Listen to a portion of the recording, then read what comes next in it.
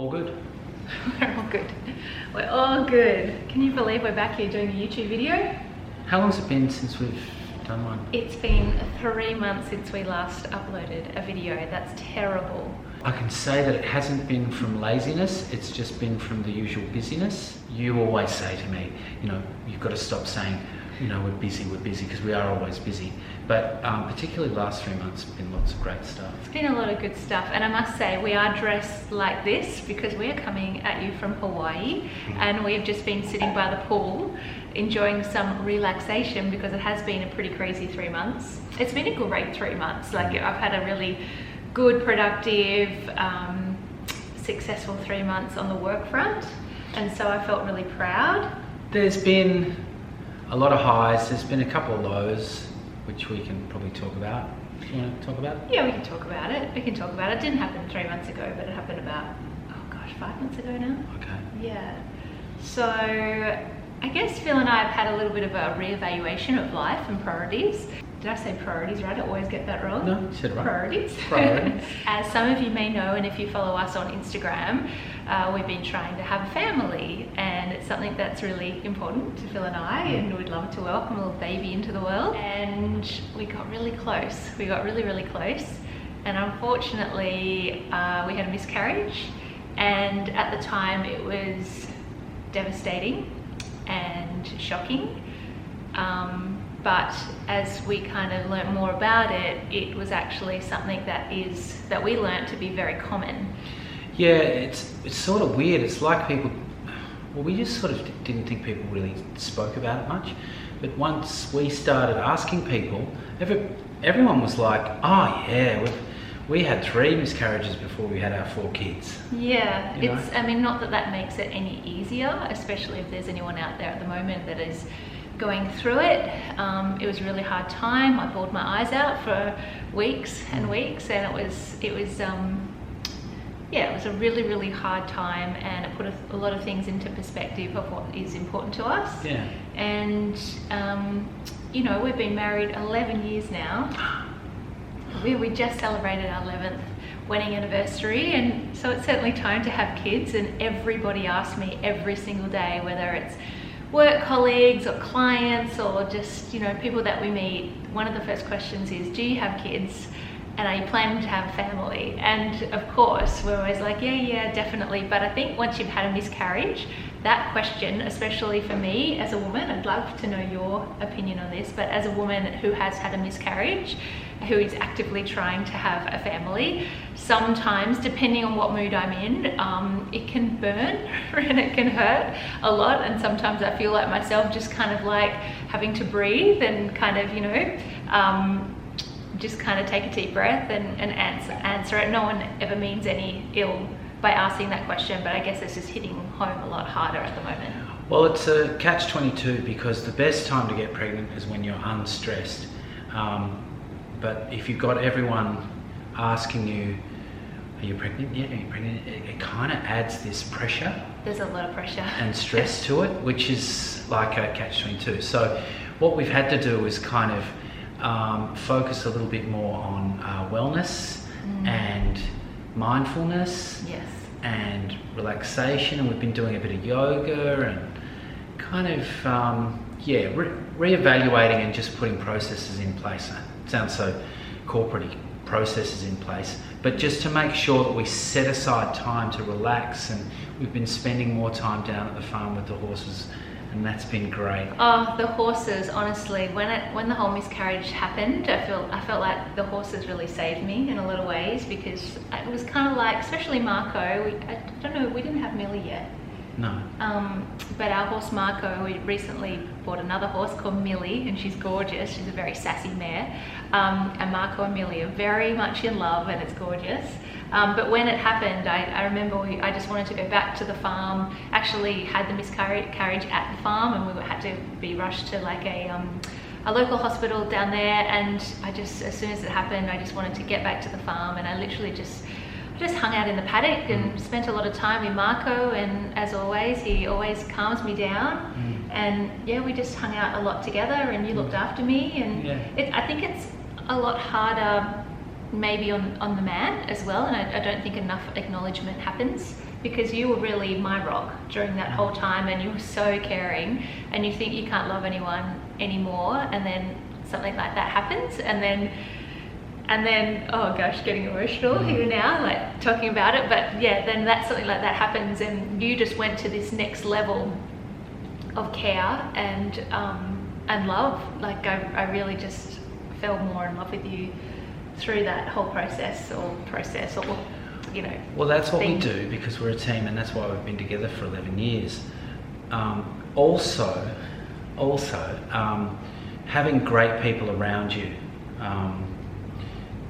family and friends and support was really fantastic as well. So yeah, so we're moving forward from that, and we're continuing to, you know, to try, and it's fantastic. Yeah, it's, you know, we have the best people around us. I've started seeing an acupuncturist and Chinese herbal medicine. She's sort of a turning bit to funny that. about taking that. Oh my gosh, these herbs that they give you guys. What, do they purposefully, They are putrid. like, make them taste horrible? I made Phil try one the other night. It really was gross. It tasted like kind of dishwater mixed with dirt. You know, when I have it, I always think that it tastes like, you know, when you have a bag full of rubbish, Yeah. and you get that horrible kind of like garbage juice. Garbage juice. Not that I've ever tried garbage juice, but what I imagine it to taste like, that is what the herbs taste like. But anyway, if the end result is a beautiful, gorgeous little baby that looks like you, And you. and yes, you know, then it's going to be worth it. And like, I've got the best friends, like they, Fiona and Madonna, my two besties, they turned, because Phil's been away a little bit, we've both been traveling for work, but we've slowed that down a little bit. But on the times where I had these appointments, my friends would just turn up in the waiting room of the doctors, just to make sure that I was there and that I was okay, because they knew that, they knew that if I was at work and got into a busy kind of day, that I might miss my appointment, but they came with me and made sure that I was there and well looked after. So we've got great people, is what I'm trying to say. I've got good mates as well that I actually really surprising when I mention it, how supportive they were, bloke to bloke, you know, because what guys tend to do is they tend to say, "No, you'll be right, mate, you'll be okay." Especially Australian guys. Yeah, but no, I had a few really good heart-to-hearts with some good friends of mine who were really supportive on that level. So yeah, it was great. But you know, 1 in 4 people go through miscarriage. It's very normal, you know, and yeah, onwards and upwards, and we're very hopeful, and we know that it will happen at some stage. The fact that we're able to get pregnant is a really great sign. So watch this space. So that was one of the lows. We really haven't had any other major dramas. I think when you compare it to that, everything else kind of doesn't feel like a low, you know? Work is always going to have its challenges, and that's what makes it fun, I think. Yeah. So one of the things that's been really exciting, obviously, is Marco & Co. We actually launched Marco & Co. Probably like a month after the miscarriage happened. Wow, was it? Yeah. Yeah, and I really just threw myself into the launch of Marco & Co. And I mean, Marco was definitely such a heaven-sent gift, I think, during that time. But also launching Marco & Co. because it is so close to, well, our hearts, but especially my heart as well. Yeah, it was just so wonderful, because the amount of support and encouragement, I think because we showed the behind the scenes of Marco & Co. For like maybe 18 months, like you guys were seeing us, you know, develop the brand, and we made lots of videos of, you know, things happening with Marco & Co. and it felt like everyone was kind of on the journey. So then when we did launch it in such a sad time of our lives, it was a lovely thing to kind of throw ourselves into and have such wonderful positive reaction to it, and yeah, definitely helped me during that really tough time. So we did a bit of a call out for some questions. Yeah, we get lots of questions. We get a lot of questions about Hawaii, actually. And I think it was right here in this room that we did our last Q&A session here in Hawaii. Yeah, I think it was actually. So we've got a few questions. We just did a call out on Instagram. If you're not following us on Instagram, please do, because we upload pretty much to Instagram every day. I do a lot of Insta stories. Let's get into it. Okay, so first question that we've got is from, I can't say her name, Heimekd. Heimeken. What is your favourite term of endearment for each other? Well, I call you Angel, and you call me... Phil. You don't have any kind of pet names or anything? No. Baby sometimes. Sometimes, but not a lot. Okay, so next question is from Dana Pratt. She is a long-term viewer. Hey Dana, hope you're really well. What is the most surprising thing you learnt when you launched Marco & Co? Oh gee, it would have to be the enthusiasm. I think the support. Yeah. You know, I felt like every time we get a sale, I get a little ching happen on my phone through the Shopify system, and that sound was going off constantly for the first 3 weeks. Just incredible. It's like just really beautiful acknowledgement of all the hard work that we've both done on it. Yeah, and just the messages that we got around that time, it wasn't a surprise because you guys are always so kind to us. We don't get a lot of hate, we don't have many haters. I have a few, but not many. And so it was, I don't know, I just felt so proud, and I just couldn't believe it. Like every time we had notifications that another sale had gone through, I would tear up. It was obviously a very emotional time for us because of the miscarriage thing, but my hormones were all over the shop. But I was just so humbled and thankful for the incredible support that we had. So I think the support was the most surprising thing, and the enthusiasm, like you said. Yeah. Okay, next question is from Beck from Plume Beauty.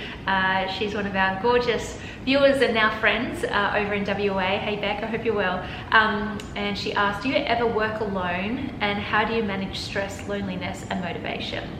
Yeah, we work alone a lot actually. I'm often back working late in the office. I'm a bit of a night owl, and so when I get into the zone, I get very focused, and sometimes I can be in the office till like midnight or 1 a.m. on my own, just working solo. I think for me, yes, running your own business can be very, very lonely. I feel very lonely a lot of the time, even though we're doing it together. Phil has a lot of projects that he is also running solo and with other people, and so whilst it looks like we're working 24/7 together all the time, we're really not, because we have so many other things that we're juggling at the same time.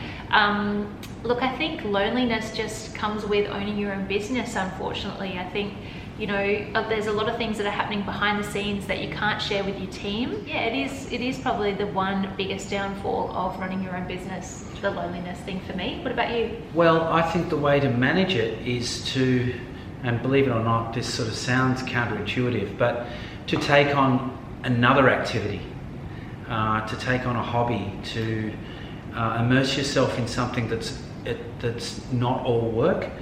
For me, it's martial arts, jiu-jitsu and surfing, and even I play guitar, so I'll get into the geekiness of my guitars and all of that. That helps me to almost embrace the idea of working on your own, and it gives me a lot of joy. But also then, when you're doing a martial art, you're doing it with other people, so it's a sort of a bit of a social activity. And also when I'm playing gigs, that's a social activity, so that's the way I manage it. Well, I reckon that's also how you manage stress as well, because part of this question was how do you manage stress, and I think a big part of that is by having a hobby, and I'm a really big advocate for hobbies. I never used to have hobbies, but this guy, he definitely pushed me and encouraged me to create and start a hobby, which I got into horse riding with the gorgeous Marco. And yeah, I think that is my best stress relief, is getting out away from the office, getting back into nature and going for a beautiful horse ride. Or I don't even have to ride. Sometimes just going to the paddock and grooming my horses is a great stress relief for me. But yeah, definitely getting a hobby and having something that is just for you, away from your business or away from your work, that's been a real godsend, I think, for both of us. Okay, next question is from Leslie, and she asks, what are our top tips for packing light, especially when traveling to Hawaii? I always overpack. Well, we always overpack too. We always have been classic overpackers. Get out everything that you want to pack and you want to take, and then halve everything. So just take 50% of what you think you need, because I promise you just don't wear everything that you pack. It's crazy. And of course, you're coming to Hawaii, you know you're going to go shopping. The shopping here is ridiculously good. So yeah, just halve everything and then bring that. Yeah. And if you forget anything, just go shopping. Yeah. Okay, next question is from Margaret 123, and she asks, I'm in my late 30s, no partner, no children. Do you ever feel life pressure? Of course we do. Yeah, I think everyone feels the pressure of life, whether you know, everyone's situation is different, but whether you're trying to have a baby like we are, we feel pressure on that. We feel pressure, you know, or not so much pressure, but we have responsibilities that can sometimes make you feel like you're under pressure. If you have staff to pay or big bills to pay and mortgages and all that sort of thing. I can't imagine a life without some kind of pressure. Yeah. I think a life without pressure would also be a life without motivation.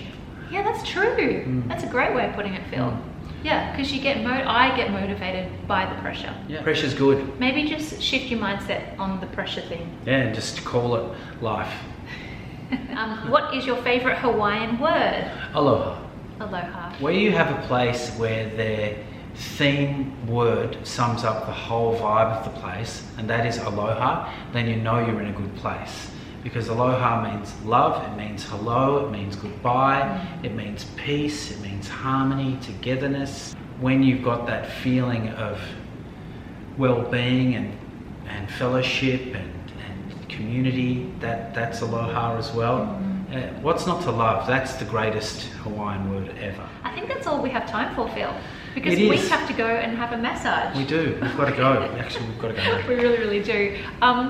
I'm so sorry that it's taken us so long to create this video. We haven't forgotten about you. We love our YouTube family and we want to make more videos in the future. So if you haven't subscribed to the channel, please do. I've forgotten how to end these videos. It's been so long. Oh, well, we don't really have to do a big song and dance about it. We can just say thank you very much for joining us on this Q&A video. Always great to be back, and there'll be more coming your way.